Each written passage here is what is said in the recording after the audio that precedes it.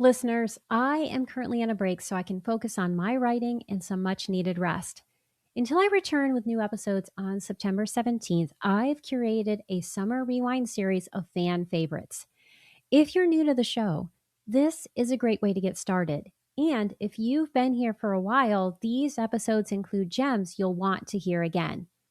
In the Summer Rewind episode, I revisit my conversation with Jessica Yen, an alumni of my camp structure program, about the challenges she faced while dealing with discouraging feedback from a literary agent.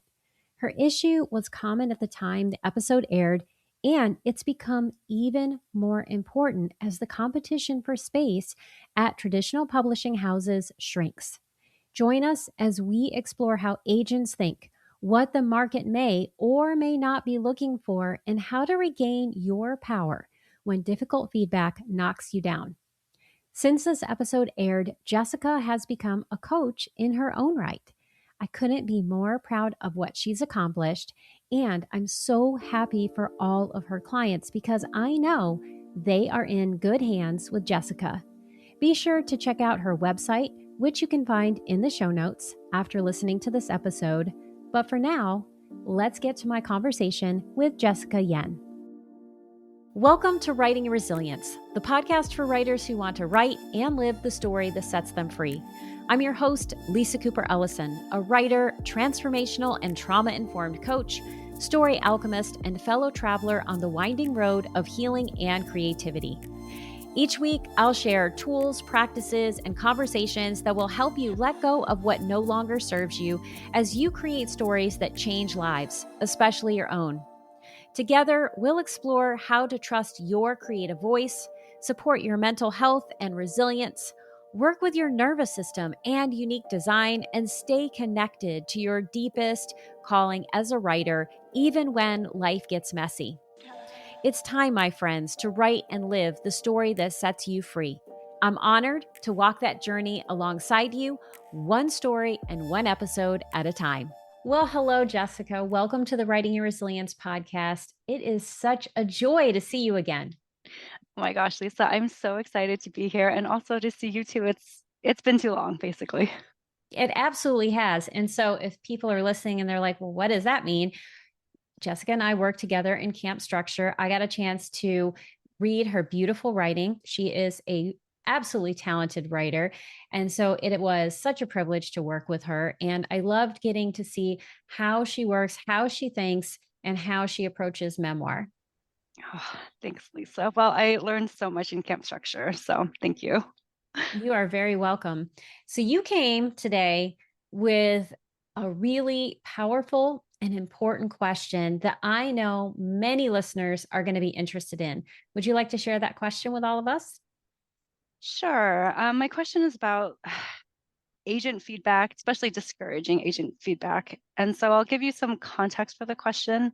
In early 2020, I had an agent reach out to me about an essay of mine that had been published in Best American Travel Writing. And she is the type of agent that really likes to work with writers kind of early in their process before the book has been written. And so she likes to kind of read through early pages and then work with the author to figure out like what the story is, what the structure is. And then they work together to put together a proposal that she then sells. And then, you have an advance and you write the book. And I just at the time didn't have a project that I felt ready to do that with. And so we just agreed that we would be in touch and I would reach out when I did have a project. And then I tried working on a couple different projects, one of which I worked with Lisa on. And I just realized like those projects related to what she had reached out to me about were not things that I thought I could write. And so I had started working on a different project after our conversation. And so I kind of got to the point where I was like, I think I know what the story might be and what the structure might be. And so I reached out to her and she said, send me 50 pages. And so I did. And then she sent back her feedback in this kind of like long email. And the email said, one, nobody is buying a book about COVID. Two, nobody is buying books about like early parenthood, becoming a parent. And if anyone does buy that book, they're just not going to support it, which I think means they're not going to really market it, right? And then so her kind of concluding paragraph was like, I just don't think that this is a good first project for you. And so I've been sitting with that feedback for Mhm. like 6 months now, and I know that I've tried to write, like, this is my third memoir that I've tried to write, and the other two are like abandoned. And I also know that like I'm a perfectionist, and so I tend to kind of just, if I get negative feedback, feel like the whole thing is terrible, nothing's salvageable, Mhm. like start over again or just like throw it away. And so I'm not quite sure how to work with or take her feedback. Yeah. So I'm so glad you brought this. And first, congratulations on having an agent reach out to you. That does not happen to everyone. And especially when it comes to agents who have more of an editorial bent where they're interested in developing a project, that means they believe in you. So this agent believes in you and your talent and your ability to write. So I want you to hold on to that as the number one thing. And also, another thing that tells me this agent respects you and they believe in you is the fact that they requested pages, they read those pages, and then they took the time to give you a long email with this feedback. I know it's not the feedback that you wanted to hear, but you could have gotten someone that wrote 2 sentences. Mm. Sorry, it's not for me. I mean, there's a lot of other ways this could have gone. So even though it wasn't the feedback that you wanted, I want you to hear that these are all really good things. And it speaks to your talent and to the strength of these pages, even if it's not the project for that person. Thank you, Lisa. I feel like I've been kind of so focused on, like what she said, that all of that got lost in the shuffle. So thank you for drawing that out. Oh my gosh, it is so easy for all of us to lose sight of that, especially when our hopes and dreams are right on the surface and we're like, oh my gosh, I'm so close. It feels Yeah. like a guarantee. And Yeah. then we find out that, we're not taking that step forward right yet. That's hard for everybody. So the feelings you have, I'm glad that you are owning them, you're making space for them, but I also want you to make space for this other stuff that shows your talent and all of the hard work you've put into this and your commitment to your craft, which I know is great because we're going to put a couple of essays that you've written in the show notes so people can read your beautiful work. Because I don't want them to just hear me talk about it. I want them to have a chance to experience everything that you do, Jessica, because it truly is gorgeous. So let's just sit with that for a second. Thank you. Someone who probably many people can relate to not take in praise very well. So thank you, Lisa. That was very high praise. You are very welcome. And it is very well deserved. And I'm glad that I can give it to you today. So I want to unpack the feedback that you received. Hmm. And first, for anyone who's listening and thinking, oh my gosh, you have to have an agent in order to publish, that's not true. Though there are advantages to having agents. Okay. So I'm not saying that there aren't advantages, but there are many different ways that you can publish your work. So that's number one, the first thing I want people to know. But Hmm. agents are mostly interested in submitting work to the big five, which may be Hmm. the big four at this point, because I know there's so many conglomerations, but they're interested in the major publishers because those publishers are going to give the biggest advances. Because an agent doesn't get paid unless something sells, and they generally get about 15% of what the author gets. So we're going to say 10% for the sake of math. If you get $15,000 as an advance and they were to get 10%, which we've already established is 15, they would get $1,500.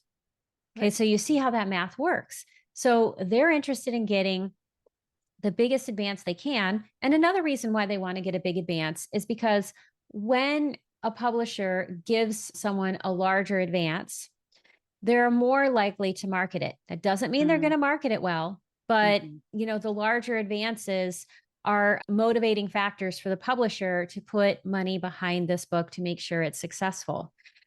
That also means, though, that there is a lot of onus on the author to make sure that that book sells. So that money is a loan against your sales, and there are a lot of expectations. And for people who get really big advances, they can be really amazing in the beginning. But if you don't earn out or you don't have the kind of sales that they're hoping for, that can affect your future ability to publish. Mm-hmm. So, as the author, thinking about a career as a writer, having a big advance out of the gate is not necessarily in your best interest in terms of the longevity of your career. Because there are plenty of people who got the big advance, wrote the book had mediocre sales, they never publish anything again. Right.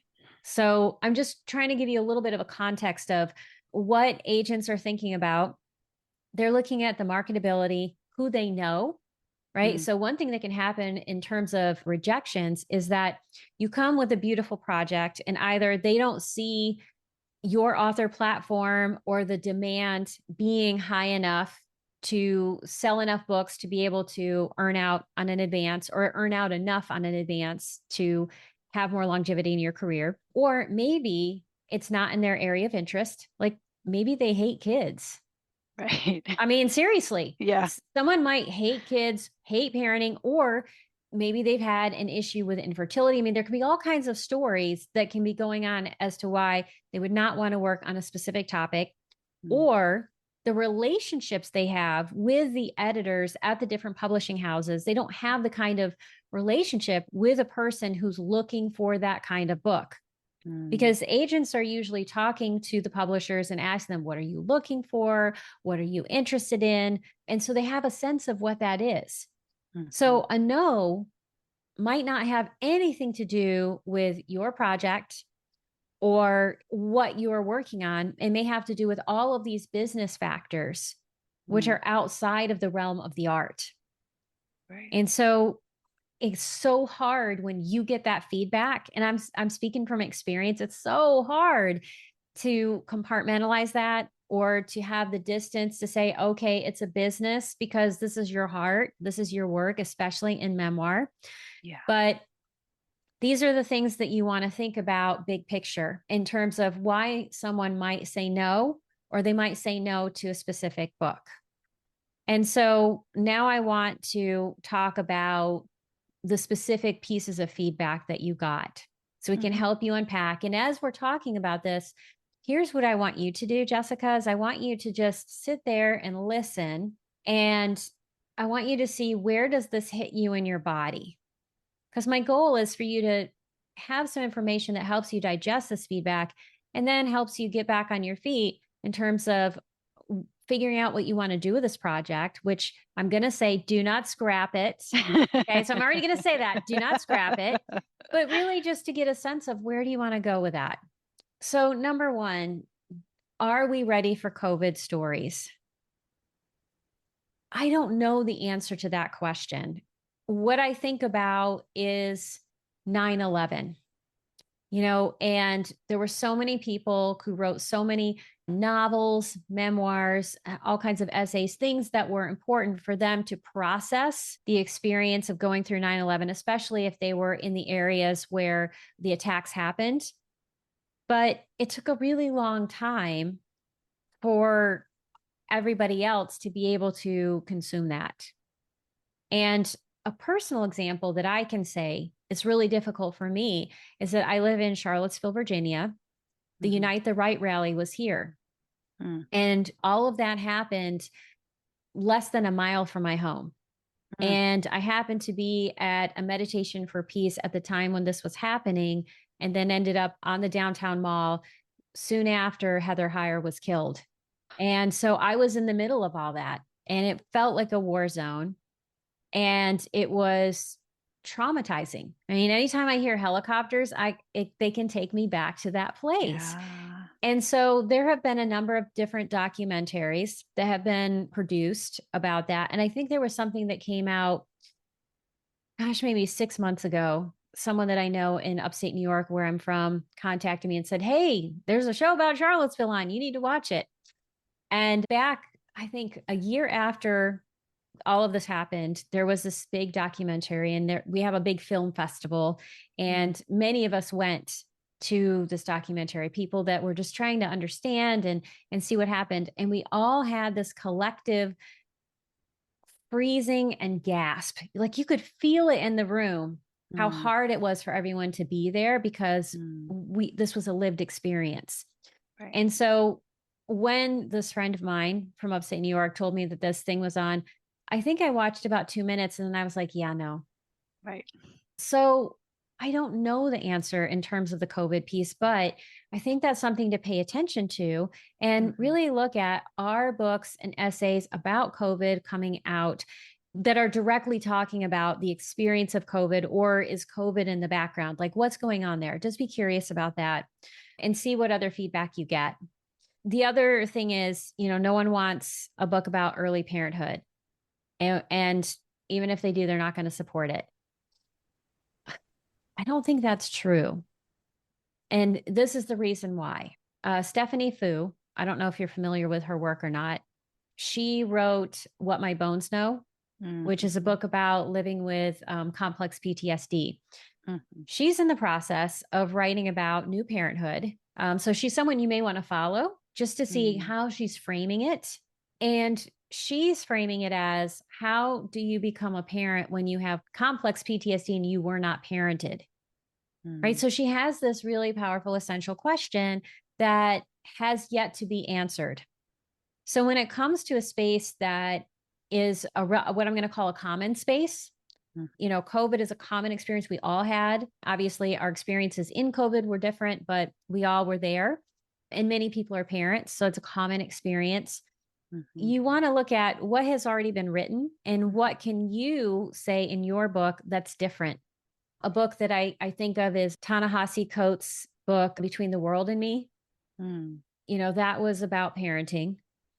And that was really about the talk that Black parents have to have with their children in order to keep them safe. yeah, And it was really an examination of how are Black bodies seen in the United States and what is that like for me as a Black man and what I say to my Black son. That was a very specific question within the realm of parenthood. mhm. And how many pages have you written thus far? I guess if you include all the things that are kind of drafty, it is about 55,000 words. Okay. I'm not committed to keeping all of them. But you've got a good amount, and that's almost a book. And here's what I would say is the first few drafts of all memoirs are about what happened to me. That's the essential question your book is asking and answering. What happened to me? Right. What was this like for me? And that is an important part of the process. And so I want you to continue to do that work because it's going to heal you. Mhm, And even if this book is never published, it's going to do important work inside you. And especially finishing the draft, getting right. past this one part is going to prepare you for whatever is supposed to be published, whether it is this book or something else. Because what you want to do is really get clear about what happened to you. That's the first level of book. And then Mhm, once that's really clear and grounded, then you begin to look at, okay, what else is in this space? Is this a parenthood space? Is this an illness space? Is it something else? And you look at all the questions people have asked through their mhm, books, and then you say, what can I ask? And the very best way to do that is to engage with an audience so mm, that you have a clear sense of what their questions are. Because what mm, happened to me is your question. It's your question for you. But the question you're eventually going to have is for someone else. mhm, And I think Stephanie Fu is a pretty savvy writer. I mean, she's worked on This American Life and Snap Judgment, and she has produced stories for a really long time. So I right. think the concept of thinking about what's the question that everyone needs to have answered Mhm, is pretty rote for her. mhm, So I think she was able to come up with it clearer and easier than someone that's a debut. right. The rest of us have to wrestle. Right. Yeah. Yeah. All helpful. A lot to sit with for sure. I do like what you said though about kind of the necessity of working through the draft, if just for myself, right? To, our resilience as writers, and also the reminder that any work that you do in this book, even if the book is never published, it's still really important work to do. And of course, also kind of the broader question as well of, what is the broader question kind of running through this, which for sure, I think I have thoughts on that, but may still be too close to the material to really have a sense of what it is. So that is also helpful. And it may be for whatever reason, the first essay that this agent read, she could see maybe the counterintuitive argument. She could see the essential question that Mm-hmm. might fit into a zeitgeist. So, like an example that I would give is Tia Leving's book, which just came out, A Well Trained Wife, My Escape from Christian Patriarchy. Very clear question. How does Christian patriarchy impact us? How did it impact me and my relationship with others? And it fits within a zeitgeist because books about cults and Mm-hmm. seeing Christianity as a cult is a hot topic. Mm-hmm. So sometimes you've written something that fits within a zeitgeist and it becomes very clear for an agent to say, oh, I know how that will be marketable. Other times it's not as easy, but that doesn't mean that a project doesn't have merit. Right. So I would say continue to believe in this, knowing that you are learning the skills. It's going to take you where you want to go. And there are many paths to publication. And there are a lot of writers who are having a lot of success in the small press market. Mm. I know a number of writers and my clients who are getting their books published in the small press market. And, when you think about what is a good first project for someone, okay. And I think that this agent might actually have your best interest at heart in saying that, even though it wasn't what you wanted to hear, in the sense that sometimes, from a marketability standpoint, from Mm-hmm. I can sell this to the big five, Mm-hmm. having other books out might create some traction and interest in you as an author that might make your memoir more marketable. So having narrative nonfiction books, research books, it depends on what your interest is. For some people, that is the way in. Courtney Mom, who is someone that I just interviewed, who's going to be at the beginning of the season. So her episode will have aired in September. She's written books in all kinds of genres. And the work that she did in these other genres created interest in her as an author. Mm. Her platform, which she says on the podcast, is writing. Right. So she Mm. had these books, and these books are her platform. And that gave a market for her to write her memoir. Mm. So sometimes an agent might be thinking in that way, like Right. get some other writing together, get some other books under your belt to create that interest. But not everybody wants to do that. Yeah, I mean, I think I could see where she was going with that. And when I look at other people who have published memoirs about early parenthood, oftentimes it is not their first book that comes out. Mm-hmm. But I think I was kind of hesitating on the abandon this project, go try to start something brand new from scratch. Because I was like, wait a minute, that sounds a little familiar, Jessica. But I do see what your point is. And I can also see where just the process of memoir writing, because time can be your friend in a way, to Yeah. get the perspective that you need, that I could see where in 10 years her comment makes sense in the scale of, like how I look back on how this all unfolds. It's just Mm-hmm. I was having a hard time thinking through how to move through the next year of it, right? So, Right. yeah. Yeah. And so take some time to figure that out and decide, do I want to build the kind of platform through writing Mm. that would make a memoir more marketable? Or do I want my memoir to be the foundation upon Mm. which I write other books? Because there are plenty of people who also do that. So Allison Hong-Merrill wrote 99 Fire Hoops. And Mm. so this memoir, which she published through She Writes Press, has done very, very well. It's won lots of awards. So she published this through a hybrid press. And because she put her all into marketing it, into getting, awards and all of these other things, now she does have an agent and she Mm. does have other publications. And so it has opened up doors for her. So I Mm. think there are a number of different ways that you can do this. And there can be some wisdom to publishing with a small press, building that backlist, getting yourself out there, and then figuring out what is the next project. So those are viable options as well as self-publishing. Right. That's, I think, been a dirty word for a long time, Yeah. but it's changing. I mean, do you have some hills to climb if you're going to self-publish? Yes. However, you can also get all the rewards if you're willing to do the work. And Denise Masser, she just wrote a book about adoption, and she was trying forever to get her book published. And, she had an agent, they shopped it, had the heartbreaking experience of everyone saying no. Mm. And then she was wondering, do I want to scrap this? And then she had a health issue in the middle. And I'm telling everybody this. This is not a secret. I will actually put the Jane Friedman blog post that she wrote specifically about this. So I'm not speaking out of turn. Right. But she got really clear about what was important to her. And what was important was finishing this project, emotionally and tangibly, and holding her book in her hand. And she was willing to take that step. And Ingrid Clayton is another person who did that. And Ingrid, she decided that she was going to self-publish her book after, what was it? She queried 99 agents. Oh, wow. And she sold over 11,000 copies of her book. It's probably more than that at this point. She sold a lot of her book, a self-published book, right? So she sold a lot. Now she has an agent, and she sold this project that is going to be coming out. So, there's lots of ways to do this. And so I want you to take your power back.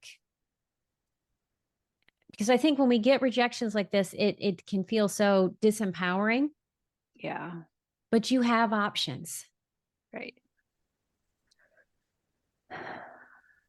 Yeah. Thank you, Lisa. I mean, I think I'm used to kind of the feedback from other writers where you can kind of gauge it. But when it's an agent who's like experienced and, like talking about the industry that makes you feel like it's like a capital I industry and there's all these secrets and you know nothing about it, it can feel like it carries different weight, which I mean, I'm sure it carries a different kind of weight, but it doesn't mean, like you said, that there aren't many paths, or also that there's not many ways to go forward from it. So absolutely. And the reality is, one person said this to you. right. And I think Brett Anthony Johnston, who is an award-winning novelist, I was at a conference once and he read all of the rejections that he had gotten on his book. And one was like, it reveals too much. And the next one was, it reveals not enough. So, I mean, what you want to pay attention to when you're querying anyone is look more at the trend versus in individual responses, because the trend will tell you if there truly is an issue. If 10 people or 20 people say, yeah, parenting is not a good fit right now, nobody's taking COVID, then you have to say, okay, maybe it's not the time, or maybe I don't have the question. Right. But if you just have one bit of information, that could very well be just that person's opinion. So what do you want to take away from this conversation? I want to take away from this conversation, I think I was helpful to think about the layers to finding an essential question, and that I think hearing the many examples of the different types of essential questions that you have seen out there for this particular topic is one that I will kind of sit with as I continue working on it. So, I mean, I guess one of the things I'm taking away is that I will continue working on it. Yes. Thank you, Lisa, for the cheerleading. Yeah. The thought of one opinion for sure is a helpful one. And I think the reminder that, oftentimes like I can get really tunnel visioned into like either the negative part of the feedback or the kind of single path that seems to be apparent, and so really remembering that it's a wide number of paths that are available. Yes. And those paths are still unwritten. Mixing metaphors, but that part of it is not yet defined. So there's still plenty of ways to go forward with this. Absolutely. And so I always like to end with 3 lightning round questions. What is the best piece of writing advice you've received? I don't think she meant this as advice, but I take it as advice. So Sue Grafton was a really prolific mystery writer. And she said for her, writer's block boils down to either she needs to do more research or she took a wrong turn in the plot. And for me, that was really helpful because I think writer's block feels like something that happens to you and you just have no control over like how to get around it or when it's going to lift. And she reminded me that like your own work is great data points and you can like mine your own experience for patterns and not just patterns of what tends to block you, but like how do you get yourself out of it, you know? And so I really loved her comments for that, I guess. I don't know if it's advice, but yeah. I love that. So that is some great advice on writer's block, and getting rejection can be one of the things that causes writer's block. True, very true. So how are you holding space for yourself and how are you nurturing your resilience as you sit with this feedback? I think kind of in line with being too tunnel visioned on, certain kinds of negative feedback, I often tend to forget about my own accomplishments or, times when I have been picked myself up from difficult times in the past. And so my husband is actually a really great reminder. He'll be like, well, I don't think you're a terrible writer because Best American Travel Writing didn't think that of you, right? But also for me, kind of intentionally going back through what I have done before. I have a file that I've kept of every nice thing any person has ever said about this project. And so it's helpful to read that sometimes. So those are some of the things I am doing. Well, I'd like you to go and read those things. And then I want you to handwrite the top 5 or 10 things that people have said. And I want you to have them in your writing space. And I want you to read them every day. Oh my goodness. That really hit there. So yes, homework. Absolutely. Yes, homework is great. And I have that file too. And there are times when I have to open it up. You have to really fill your cup because this is an industry that can drain it out very quickly. So fill your cup. That's the most important things you can do. And if people want to connect with you, want to learn more about your writing, or just say hi, what are the best ways for people to connect with you? I have a website, jessicayen.com. That's a good way to find me right now. Wonderful. Well, that will be in the show notes. And I am going to be emailing you to get a couple of your essays so that we can also put them in there. Because again, you are a gorgeous writer. I have enjoyed every piece of writing that you have ever shared with me. And I know that your success is on the way. It's a matter of time and just continuing to do the work.